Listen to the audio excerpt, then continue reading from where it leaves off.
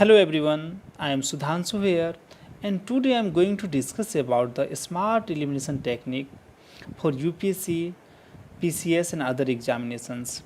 This is part 2. आज मैं जो टेक्निक बताने जा रहा हूँ वो काफ़ी इम्पोर्टेंट है।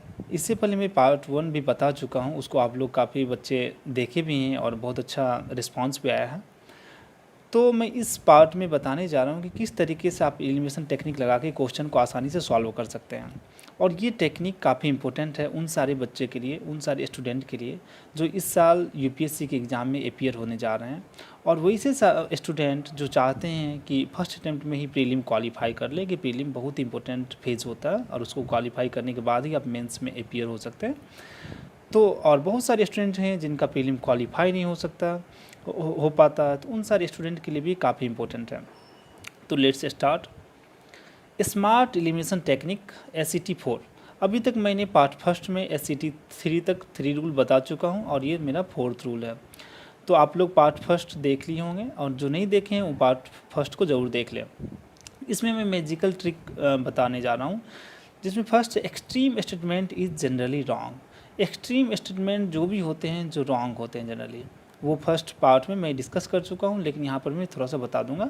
जिसमें सबसे पहले इम्पोर्टेंट ये रूल है न्यूमेरिकल वैल्यूज, जो रेड कलर से यहाँ पर हाईलाइट है। सेकेंड लाइन में देखिए, numerical values, dates, years and figures in the answer choice और स्टेटमेंट्स दैट जनरली रॉन्ग।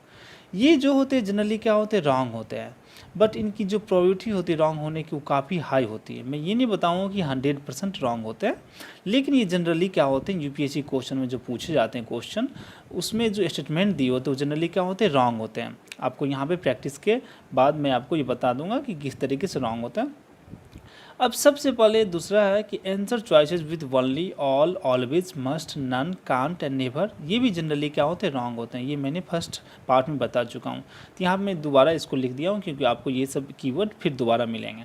तो सबसे पहले आपको यहाँ पे इम्पोर्टेंट ये चीज़ याद रखें, ये जो दिया हुआ लाइन कि न्यूमेरिकल वैल्यूज जिसमें डेट होंगे, ईयर होंगे, फिगर्स होंगे, कोई भी ईयर्स होंगे, मान लीजिए कोई अमेंडमेंट हुआ, कुछ भी हुआ, वहाँ पे अगर आपको दिख रहा है कि कोई डे है, डेट्स है, कोई भी नंबर्स है, तो हमेशा क्या लेना, जनरली क्या लेना, रॉन्ग मानना। ठीक है।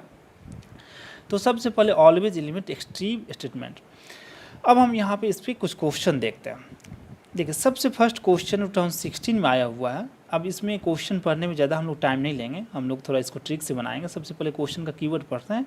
एस्ट्रोसेट के बारे में, astronomical observatory launch by India, इसके बारे में बताया गया। अब इसमें 2 स्टेटमेंट दिए हैं। फर्स्ट स्टेटमेंट है, other than the USA and Russia, India is the only keyword मैं यहाँ पे हाईलाइट किया। ये एग्जाम में हाईलाइट नहीं रहेगा, लेकिन आपको कीवर्ड को वहाँ पे ऑब्जर्व करके पकड़ना होगा कि कौन सा कीवर्ड यहाँ पे दिया हुआ जो एक्सट्रीम कीवर्ड है। यहाँ पे मैंने बताया वनली, और आपको मैं पहले ही बताया कि only is extreme, only, all, always, ये सब हमेशा क्या होता है, रॉन्ग होता है। तो फर्स्ट स्टेटमेंट को हम बोल सकते हैं कि ये गलत है। सेकेंड है, जिसमें देखिए न्यूमेरिकल वैल्यू है 2000 kilogram satellite placed in an orbit at 1650 kilogram above the surface of the earth, ये दिया होता है। यहाँ पर नंबर वैल्यू है फिगर में दिया हुआ, तो मैंने पहले ही बताया कि अगर फिगर वाले कोई भी डेटा होते हैं जनरली क्या होते हैं, रॉन्ग होते हैं। तो फर्स्ट भी रॉन्ग है और सेकेंड भी रॉन्ग है, मतलब ये भी गलत है और ये भी गलत है, रॉन्ग है। तो इसका करेक्ट आंसर क्या होगा, नीदर, डी। और देखिए राइट साइड में मैं इसका यहाँ पे आंसर भी बता रहा हूँ, करेक्ट आंसर जो क्या है, ऑप्शन नंबर डी। तो आप देख सकते हैं कि हम आसानी से इसको आसानी से सॉल्व कर लिए हैं, बस on the basis of basic trick. और आपका अगर इसका आंसर, अगर बेसिक जिस बच्चे को इसके बारे में नॉलेज होगा वो बता सकते हैं कि 1513 kilogram was launch into A 650 kilogram 50 kilometre orbit. तो यहाँ पे जो है इसका जो करेक्ट वैल्यू होना चाहिए अकॉर्डिंग टू द नॉलेज कि 1513 किलोग्राम, एंड ये जो इसका किलोमीटर है वो कितना था, 650 किलोमीटर। तो अगर आपके पास नॉलेज है उसके बावजूद बना लीजिए, जिनके पास इसके बारे में बेसिक कॉन्सेप्ट नहीं है लेकिन जो मेरा एलिमिनेशन टेक्निक देखे हैं तो वो भी आसानी से सॉल्व कर सकते हैं। मतलब वनली कीवर्ड भी के कारण ये गलत हो गया, और ये फिगर के कारण डेटा के कारण ये क्या हो गया, रॉन्ग हो गया। तो इसका करेक्ट आंसर क्या हो गया, D, option number D, neither 1 nor 2। अब नेक्स्ट क्वेश्चन में देखते हैं, ये भी सिविल सर्विस का क्वेश्चन है। सबसे पहले इस क्वेश्चन में देखते हैं इको सेंसिटिव जोन के बारे में बताया गया, और यहाँ पर भी आप देख सकते हैं फर्स्ट अगर स्टेटमेंट में देखें तो यहाँ पर 1972 ये कोई ईयर बताया हुआ है, प्रोटेक्शन एक्ट 1972 के बारे में बताया गया। तो मैं पहले ही बता चुका हूँ ये जनरली रॉन्ग होगा। तो यहाँ पे 1972 क्या हो गया, रॉन्ग हो गया। तो first statement is wrong. And second जो है वहाँ पे ऑल कीवर्ड दिया हुआ है, यहाँ पे देख सकते हैं कि ऑल कीवर्ड, और यहाँ पे क्या था 1972। तो अगर फर्स्ट मेरा गलत हो गया और सेकेंड भी गलत हो गया तो मेरा अल्टीमेटली ऑप्शन क्या, आंसर क्या हो गया, D, neither one nor two. और इसका आंसर यूपीएससी के अनुसार भी डी है। तो सबसे पहले आप इस तरीके से भी देख सकते हैं कि आंसर हम लोग इजीली फाइंड आउट कर सकते हैं। ओके, बस हम लोग को दो चीज़ पे ध्यान रखना होगा इस टाइप के क्वेश्चन को बनाने के लिए आज के सेशन में, कि एक सबसे पहले फिगर, वैल्यूज, नंबर, ईयर कोई भी रहेगा, दूसरा होगा extreme keyword. Okay, next question की तरफ बढ़ते हैं। नेक्स्ट क्वेश्चन 2014 का है। ये अग्नि 4 मिसाइल के बारे में बताया गया, जो हमेशा स्पेस टेक्नोलॉजी से क्वेश्चन हमेशा आते हैं और आपको पता भी है। तो इस क्वेश्चन को बनाने का सबसे आसान तरीका है मेरा बेसिक ट्रिक। अगर आपको इसके बारे में बेसिक नॉलेज नहीं है तो, अगर नॉलेज है तो डायरेक्टली फाइंड आउट कर सकते हो। अब सबसे पहले हम यहाँ पे देखते हैं कि इसको बनाते कैसे हैं। ओके, अब यहाँ पे जो क्वेश्चन दिया हुआ है, जैसे हम क्वेश्चन को दिखाने की कोशिश कर रहे हैं कि विच रिफरेंस टू अग्नि 4 मिसाइल। तो यहाँ पे हम सबसे पहले स्टेटमेंट को ऑब्जर्व करते हैं जो दिया हुआ है। यहाँ पे 3 स्टेटमेंट है। फर्स्ट है it is a surface to service missile. तो सपोज दैट कि ये लाइन के बारे में मेरे को कुछ नहीं पता, लेकिन सेकेंड लाइन में देखते हैं तो यहाँ पे वनली एक कीवर्ड आपको दिख रहा है, ये वनली कीवर्ड दिख रहा है, मतलब ये मान सकते हैं कि सेकेंड क्या होगा, 1, 2 एंड 3। तो सेकेंड क्या होगा, रॉन्ग हो गया।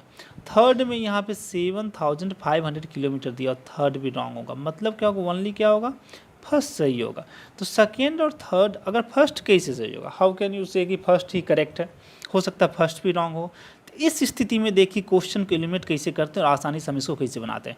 अगर सेकेंड और थर्ड नहीं होगा, मान लेते थर्ड नहीं होगा, पहले देखते हैं कि नहीं थर्ड नहीं होगा, तो थर्ड कहाँ बी है, तो बी नहीं होगा, सी नहीं होगा, डी नहीं होगा। तो अल्टीमेटली मेरा आंसर क्या बच रहा है, ए बच रहा है। आप ऐसे भी इसको आसानी से बना लिए, और आप ऐसे भी देख सकते हैं कि अगर सेकेंड नहीं है और थर्ड नहीं है, तो सेकेंड थर्ड नहीं है तो बी नहीं होगा, इसमें थर्ड ये नहीं होगा, सेकेंड थर्ड यहाँ भी नहीं होगा, तो अल्टीमेटली ऐसे भी तो 1 बच रहा ना। तो आप देख सकते हैं कि आसानी से इस क्वेश्चन को हम अल्टीमेटली बना लिए, और इसका करेक्ट आंसर क्या है, option number A. Okay, next question की तरफ बढ़ते हैं कि with reference to a grouping of countries known as BRICS. BRICS काफ़ी इंपॉर्टेंट है और हमेशा एग्जाम में आते भी हैं। इंटरनेशनल ऑर्गेनाइजेशन में ब्रिक्स, सार्क ये सब पूछे जाते हैं, वर्ल्ड बैंक, IMF। तो यहाँ पे जो क्वेश्चन 2014 में पूछा गया था वो था ब्रिक्स का।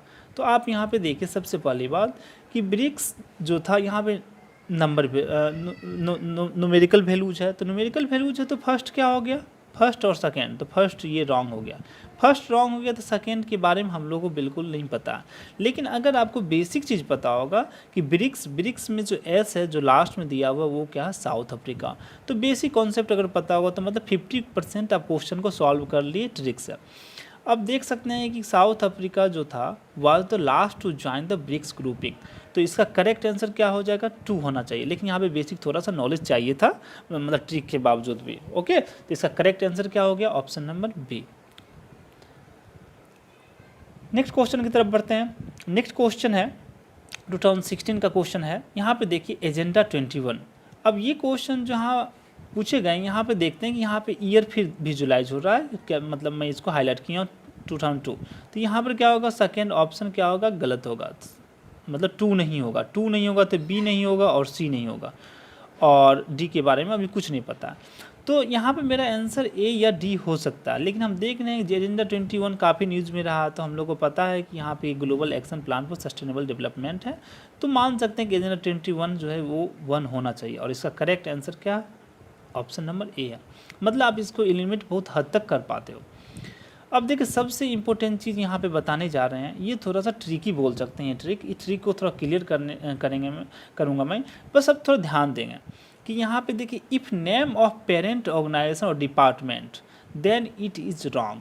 अगर कोई भी स्टेटमेंट जो दिया हुआ है उसका पेरेंट ऑर्गेनाइजेशन और डिपार्टमेंट से रिलेशन बता रहा है तो वो हमेशा क्या होगा, रॉन्ग होगा। मतलब हमेशा, मतलब कि ऑलमोस्ट बोल सकते हैं कि रॉन्ग होगा जनरली। लेकिन यहाँ पे देखते हैं कि अगर यहाँ पे उस क्वेश्चन में 2 या 3 स्टेटमेंट हो, मान लेते हैं यहाँ पे 2 या 3 स्टेटमेंट हो, तो रिमेनिंग स्टेटमेंट जो हो गया उसको सही, उसके सही होने की प्रोबेबिलिटी बढ़ जाती है सही होने की। कब? जब उसमें पेरेंट ऑर्गेनाइजेशन वाला कोई स्टेटमेंट होगा। तो पेरेंट ऑर्गेनाइजेशन वाला रहेगा तो वो तो रॉन्ग होगा ही रॉन्ग होगा, लेकिन रिमेनिंग जो भी स्टेटमेंट होंगे उसके सही होने की प्रोबेबिलिटी बढ़ जाती है। एक्सेप्ट नोट करके देखिए, उसमें एक्सट्रीम कीवर्ड ना हो। अगर एक्सट्रीम कीवर्ड नहीं है तो वो क्या होगा? सही होगा। ठीक है, ओके। तो एक्सट्रीम कीवर्ड नहीं है या कोई नंबर नहीं है, ओनली, ऑल, ऑलवेज नहीं है, तो वो क्या होगा? सही हो जाएगा। ओके, अब इस क्वेश्चन को देखते हैं। लेकिन अभी आपको यहाँ पे ये ध्यान रखना कि पेरेंट ऑर्गेनाइजेशन का, ठीक है, इस पर मैं बहुत सारे क्वेश्चन यहाँ बताने जा रहा हूँ। क्वेश्चन नंबर फर्स्ट देखिए, 2017 का क्वेश्चन है। इसमें with reference national investments infrastructure fund NIIF के बारे में बताया गया। अब इस क्वेश्चन को देखिए, हम लोग ट्रिक से आसानी से बनाते हैं कि यहाँ पे is an organ of NITI Aayog. अब नीति आयोग का ये पार्ट है, ठीक है। फर्स्ट पूछा जा रहा है कि नीति आयोग का ये पार्ट है, तो देख सकते हैं कि यहाँ पे बोल रहा है कि पेरेंट ऑर्गेनाइजेशन की बारे में चर्चा कर रही है। तो फर्स्ट सेकंड, तो फर्स्ट तो यहाँ पे गलत हो गया क्योंकि हम नीति आयोग की चर्चा की। सेकंड में क्या है? एक न्यूमेरिकल फिगर दिया हुआ है। एक न्यूमेरिकल फिगर दिया हुआ, तो मैं बताया हूँ कि अगर कोई भी फिगर रहेगा, मतलब नंबर रहेगा, कोई भी डेटा रहेगा, तो जनरली क्या होता है? गलत हो जाते हैं। यहाँ पे क्या होंगे? फर्स्ट और सेकंड, फर्स्ट भी रॉन्ग और सेकंड भी रॉन्ग। तो इसका आंसर क्या होगा? नाइदर 1 और 2, option number D the correct answer of this question. आप देखो, इसको आसानी से सॉल्व कर लिए। नेक्स्ट क्वेश्चन देखना है, यूपीएससी 2017 का ही क्वेश्चन है, मॉनेटरी पॉलिसी कमेटी। ये काफ़ी इंपॉर्टेंट क्वेश्चन, और इसको देखिए मैं एलिमिनेशन टेक्निक से बनाता हूँ। अब आपको पता है कि वहाँ पे 12 मेंबर बॉडी उसके नहीं होते, सेकंड में जो मैं हाईलाइट किया हूँ। लेकिन अगर सपोज दैट लिटिल बिट, अगर हम सोचते हैं कि हम लोग को इसके बारे में कोई पता नहीं है, RBI के मॉनेटरी पॉलिसी कमेटी के बारे में, तो सबसे पहली बात इसके बारे में नहीं पता, तो यहाँ पे 12 मेंबर कमेटी बॉडी जो है 1, 2 एंड 3, तो सेकेंड गलत हो गया, रॉन्ग हो गया। और थर्ड है कि under the chairmanship of the union finance minister, तो सबसे पहली बात ये अंडर फिनांस मिनिस्टर के अंदर डायरेक्टली नहीं आते हैं, क्योंकि यहाँ पर मॉनेटरी पॉलिसी कमेटी की मैं चर्चा कर रहा हूँ जो RBI का पार्ट होता है। तो यहाँ पर ये क्या हो गया? ये भी रॉन्ग हो गया, क्योंकि हमने बताया कि पेरेंट ऑर्गेनाइजेशन के बारे में चर्चा करें, ये रॉन्ग हो गया। तो मेरा बच क्या रहा? 1 देखने सिंगल ए है और वो मेरा आंसर हो गया। तो आप इसको एलिमिनेट कीजिए कि सेकेंड और थर्ड नहीं होगा। सेकेंड और थर्ड नहीं होगा तो मेरा ओनली 1 ऑप्शन कौन बच रहा? ए, और A is the correct answer of this question. You can easily find out the answer of this question. तो आप लोग देखिए इसको किस तरीके से हम लोग आसानी से सॉल्व करते हैं। नेक्स्ट क्वेश्चन देखते हैं। नेक्स्ट क्वेश्चन है कि Asia Pacific ministerial conference on housing and urban development APMCHUD consider the following statement. अब इस क्वेश्चन को बनाने का टेक्निक देखिए। सबसे पहली बात, यहाँ पे 2006 की चर्चा किया है। 2006 मतलब कोई ईयर दिया है, तो मैंने बताया कि ईयर जो भी होगा वो क्या होगा? रॉन्ग होगा। तो फर्स्ट नहीं होगा, first is a incorrect. Second में ऑल दे दिया। ऑल आप लोग को पता है कि एक्सट्रीम कीवर्ड है। एक्सट्रीम कीवर्ड में ऑल, ओनली, ऑलवेज, ये सब मैं फर्स्ट पार्ट में चर्चा किया था। तो वहाँ पे आप देख के बता सकते हैं कि ऑल क्या है? ऑल सेकेंड में नहीं होगा। तो इसका आंसर क्या होगा? ना इधर। आप लोग देखिए आसानी से इसको आसानी से सॉल्व कर लिए। नेक्स्ट क्वेश्चन देखते हैं। ये 2016 का क्वेश्चन है, organisation for the prohibition of chemical weapons OPCW consider the following statement. इसके बारे में बताया जा रहा है। इस क्वेश्चन को बनाने का तरीका मैं बताता हूँ। देखिए सबसे पहली बात, इसमें देखिए फर्स्ट वाले में बोल रहा है कि पेरेंट बॉडी के बारे में पूछ रहा है कि an organisation of European Union in working relation with NATO and WHO। तो इसके बारे में तो ये तो रॉन्ग हो गया। सेकेंड, अगर फर्स्ट मान लीजिए रॉन्ग होता है, ठीक है, फर्स्ट रॉन्ग होता है, सपोज दैट फर्स्ट क्या है कि रॉन्ग है, ये फर्स्ट नहीं होता। तो फर्स्ट जहाँ जहाँ होगा वो नहीं होगा, A नहीं होगा, C नहीं होगा, D नहीं होगा। तो मेरा आंसर क्या बच रहा है? B। और इसका करेक्ट आंसर क्या है? B। देखिए इसको सेकेंड और थर्ड को बिना पढ़े भी हम लोग इसको आसानी से सॉल्व कर लिए। नेक्स्ट क्वेश्चन देखते हैं, कंसीडर द फॉलोइंग स्टेटमेंट। ये 2013 का क्वेश्चन है और यूपीएससी के प्रीलिम में आया था। यहाँ पर भी जो बताया जा रहा है, national development council is an organ of the planning commission. तो ये पेरेंट बॉडी के बारे में पूछ रहा था, ये रॉन्ग हो गया। तो फर्स्ट जैसे ही रॉन्ग हो गया तो फर्स्ट हो गया, तो A नहीं होगा, C नहीं होगा, D नहीं होगा। आंसर क्या होगा इसका? B। और B the correct answer of this question. तो आप लोग देख रहे हैं कि एलिमिनेशन टेक्निक यहाँ पे किस तरीके से आसानी से काम कर रहा है, और without basic concept we can solve easily. हम लोग आसानी से सॉल्व कर रहे हैं, ठीक है। तो आपको यही टेक्निक को अच्छे से देखना होगा और इसी को ध्यान में रखना होगा। अब सबसे पहले हम समरी देखते हैं कि समरी में सबसे पहली बात न्यूमेरिकल वैल्यूज़ की मैं चर्चा कर रहा था। न्यूमेरिकल वैल्यूज़ मतलब डेट, ईयर एंड फिगर्स, वो जो भी होंगे उसके हाई प्रोबेबिलिटी होती है रॉन्ग होने की। सेकेंड था कि पेरेंट ऑर्गेनाइजेशन के बारे में बताया कि वो हमेशा रॉन्ग होते हैं, लेकिन उसके साथ 2 एंड 3 स्टेटमेंट होते हैं, तो रिमेनिंग सही होने की संभावना होती है। लेकिन एक्सेप्ट याद रखना क्या, कि वहाँ पे कोई भी एक्सट्रीम कीवर्ड नहीं हो।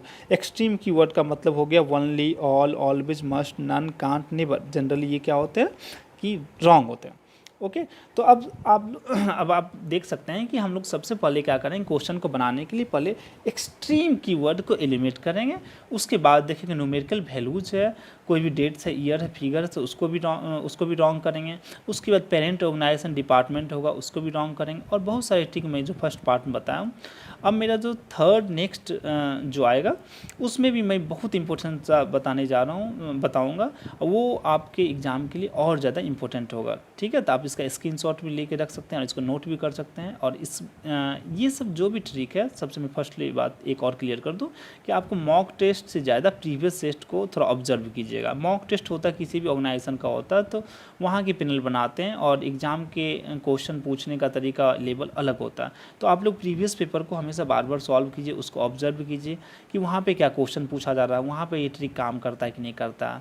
तो वहाँ पर देखिएगा ये ट्रिक सब काम कर जाता है। Okay, thank you, happy learning, all the best.